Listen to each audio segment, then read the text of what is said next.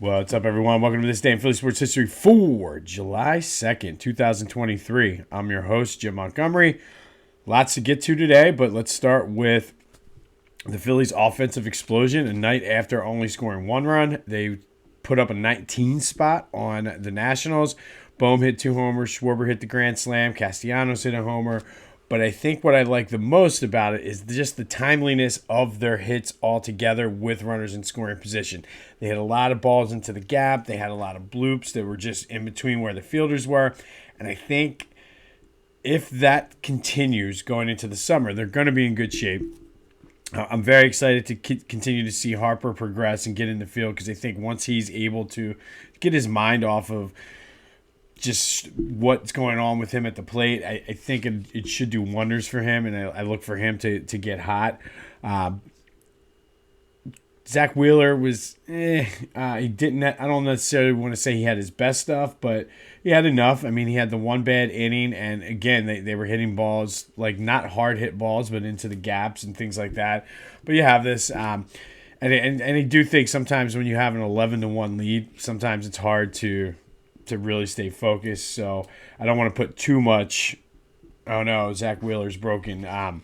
Yeah, but this is now his second in a row where he's not been the sharpest. But before that, he was super sharp. So we'll see. They're in action this afternoon looking to take that series against the Nationals. The Union are in action today at 4 against Atlanta United. Lots of Sixers news today. They signed Patrick Beverley to a 1-year deal. It is what it is. It's a backup point guard role, and I think what that will do is help free up Maxey at certain points if they're playing together. It's not like a needle-moving move, but I don't think it's a bad move at all. The big debate I saw yesterday, though, was everybody was asking, do you include Maxey in a trade if it brings in Damian Lillard? And I think if you can do it, yes.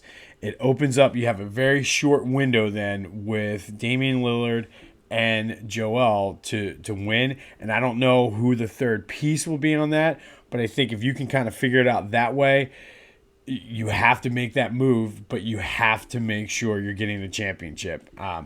So we'll see. I mean, and I know it's one of those things. It's easy to say, but we tend to overvalue our stars in Philly.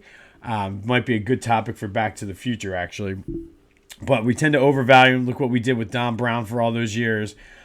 We did it with Ben Simmons. And, I mean, who knows? If we didn't hold on to them as long as we did, maybe things would have turned out differently. But like I said, if it's the right deal and you can get it done, this would be the year to kind of go all in and do it. But we'll see what happens. Flyers signed forward Garnett Hathaway to a free 2-year deal, I believe it was. And this is a good veteran move. Give them some leadership, a little bit of toughness. But again, they're full rebuild mode. So we'll see what happens from there. I mentioned Back to the Future, but be sure to check out the latest Back to the Future. We did, as free agency starts for the Sixers, we did the top 5 best and worst free agent signings ever for the Sixers. Got some good feedback, some different ideas and discussions that have gone back and forth, so keep that coming. As well as be sure to check out the week before that explains all of the background for the Philly Sports Lovable Loser Tournament. More on that in a minute, but we had an exciting matchup yesterday, and it's just the first day. So very excited about that, but that's Back to the Future with a PH. All right, on this day, we're going to go back to July 2nd, and the Phillies lost Game 1 of a doubleheader to the Padres in 1993, 5-2 in 1993. Now, this game, you guys probably all know about this. There were 6 hours in rain delays. It took 8.5 hours to complete.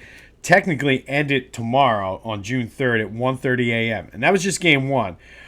So even though technically this goes into tomorrow and most of the next thing I'm going to talk about happened tomorrow, since the game started today, we're going to talk about it today, the umps decided that they were going to play that second game, and they started at 1:30 a.m. and they just of course, it goes into extra innings. So the Phillies ended up winning 6-5 in the 10th with Mitch Williams, or as Harry Callis said, because it was 4 in the morning, Mitchie Poo knocked in the run in the 10th inning of the game 2 of that doubleheader that ended at 4:41 a.m. on July 3rd. So all told, it was 12 hours of baseball. They also had to play the next day's game.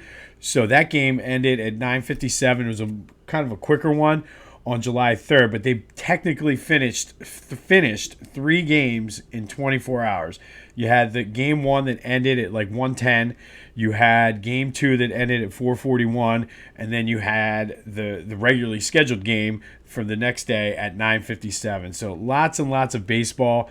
I mean, it was wild. I remember this game was on Prism, and we didn't have Prism at the time, so I would listen to that 93 team on the radio, and I just remember staying up in my bedroom listening to that game, and it just was insane. I mean, they were letting people back in the stadium for free, because how many people probably left because it was a rain delay and this, that, and the other.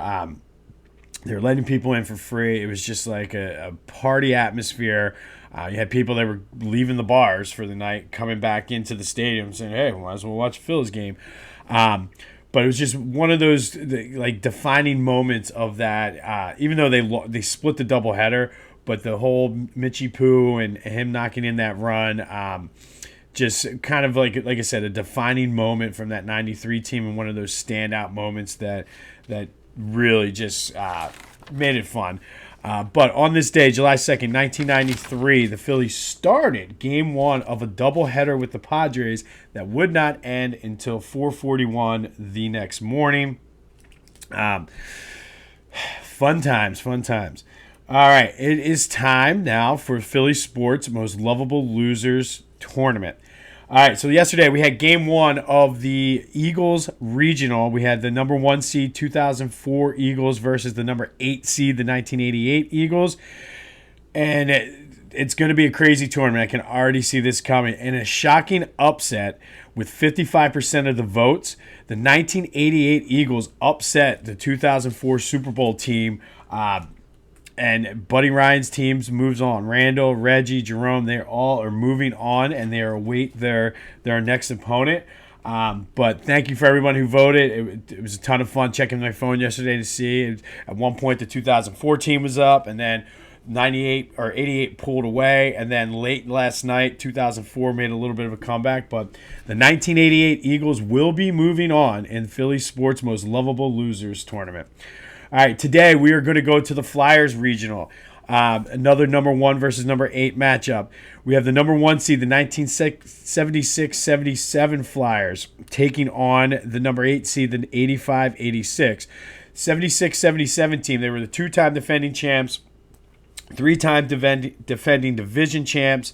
They dominated that season, just rolled through and just ran away with the division basically. Got a little bit more away from the Broad Street Bullies. They had traded Dave Schultz earlier that season. But again, 48 wins. They dominated at home. They could not be beat at home.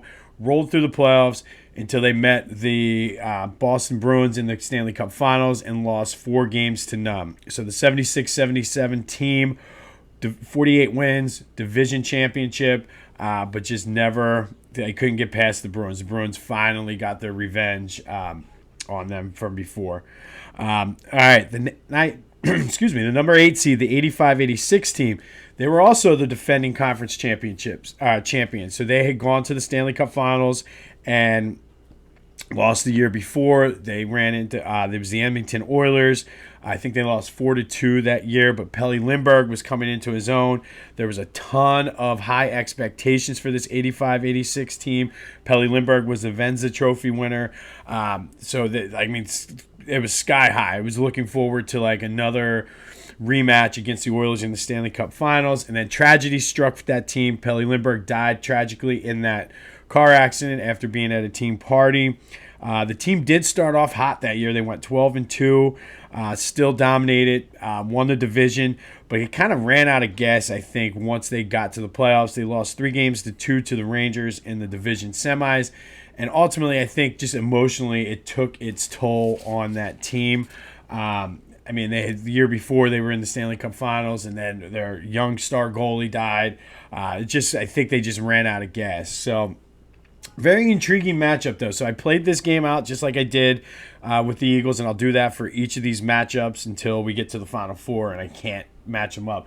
But on What If Sports, I did this, and I played 10 games, and the 76-77 team won 7 out of 10, but 3 of them were in overtime. So it was a very, very close series. And I think there was only one blowout. It was a 6-3 game. All the other ones were 1 goal or less. And again, with those 3 overtimes. So it should be an interesting matchup. Be sure to go to my social media. If you follow me on Facebook, a lot of you voted on Facebook. Go to Twitter. I'll have a poll up. LinkedIn, I'll have a poll up. Leave a comment on YouTube or Instagram or TikTok, wherever you're watching this. Shoot me a text message, smoke signals, whatever you have to do to get your vote in, and we'll see what happens. But yeah, we already are down one number 1 seed already. Can the 85-86 Flyers pull off the upset as well, or will the Broad Street Bully team from the 70s just continue to roll? Be sure to leave your comment and get your vote in by the end of the day to make sure it's counted. Phil's looking for that series win versus the Nationals. Haven't heard much about Harden yet, so there are no real updates on as the Harden turns, but I'm sure as we get through the rest of this weekend, we're going to hear more and more. But it seems like it's going to be a decent day out. So go out, enjoy your Sunday. This has been This Day in Philly Sports History. I'm Jim Montgomery. Go have yourselves a Sunday, and until next time, I'll see you when I see you.